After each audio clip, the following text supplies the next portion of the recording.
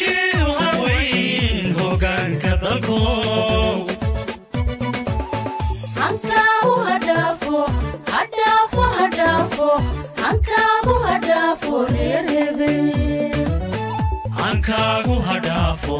hadhaafo hadhaafo hankaagu hadhaafo reer hebel wakaa horumaray dhulkii hooye ninkii u haweyn hoggaanka dalku hankaagu hadhaafo hadhaafo hadhaafo hankaagu hadhaafo reer hebel hankaagu hadhaafo hadhaafo hadhaafo hankaagu hadhaafo reer hebel hankaagu hadhaafo hadhaafo hadhaafo hankaagu بسم الله الرحمن الرحيم الحمد لله رب العالمين الصلاة والسلام على أشرف المرسلين waxaan halkan ku fadhinaa waa anigoo afhayeenkii isbahaysiga dalka UK xisbiga kulmiye iyo gudoomiyihii Jeyne Bulux waxaan halkan ku qabanaynaa shir jaraa'id shirkaasoo dulucdiisu ay tahay abaaraha ba'an ee saameeyay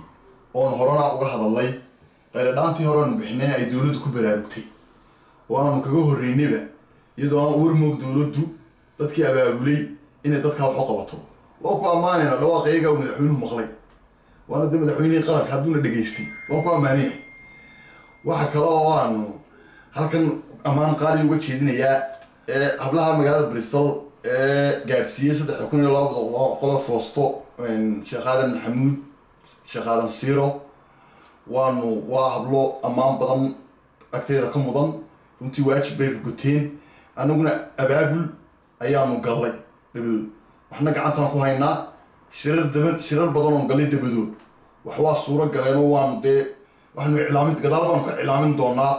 kulli cid la xiriir doonaa waa sheekhown baa kulli ay gacantiisa geli doontaa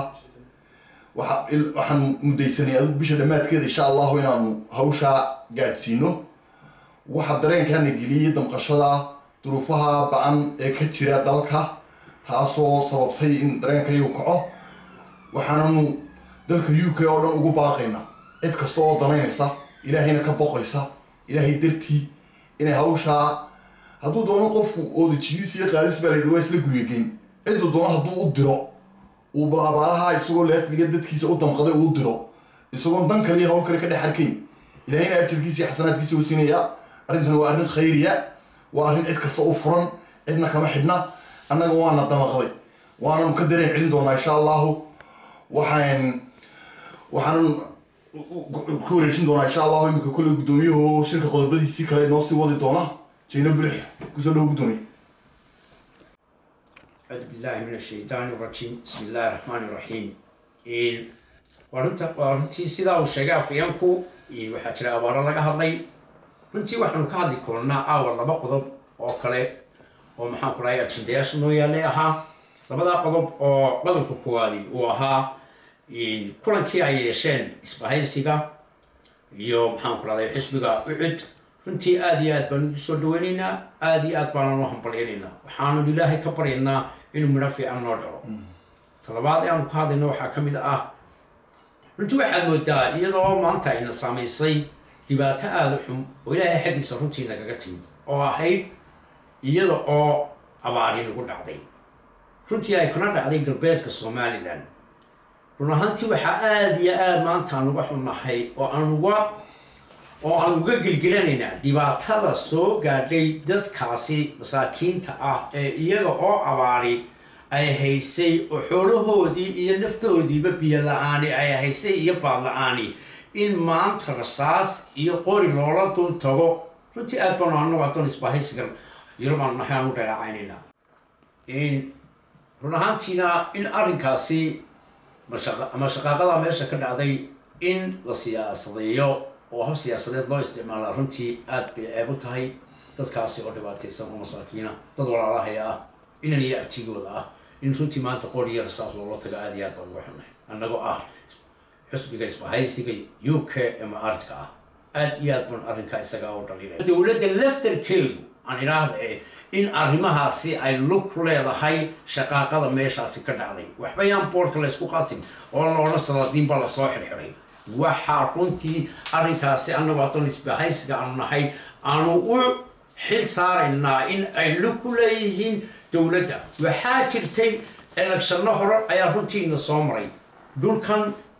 dowladdan ka horreysay section ayay dhulkan saartay haba yaraatee in aanu wax foodi ka dhicin kadib markii ay aragtay shaqaaqada ka dhacaysa waxaa jira oo aanu runtii doonayna inaanu ka hadalno waxyaalo kale fara badan aad iyo aad u fara badan runtii waxaa ka mid ah waxyaalaan caawa soo qaadanaya waxaan aad iyo aad halkan ugu hambalyanayaa taliyaha ciidanka qaranka somalilan waxaan aad iyo aad ugu hambalyanayaa siduu shaqadiisa u qabsaday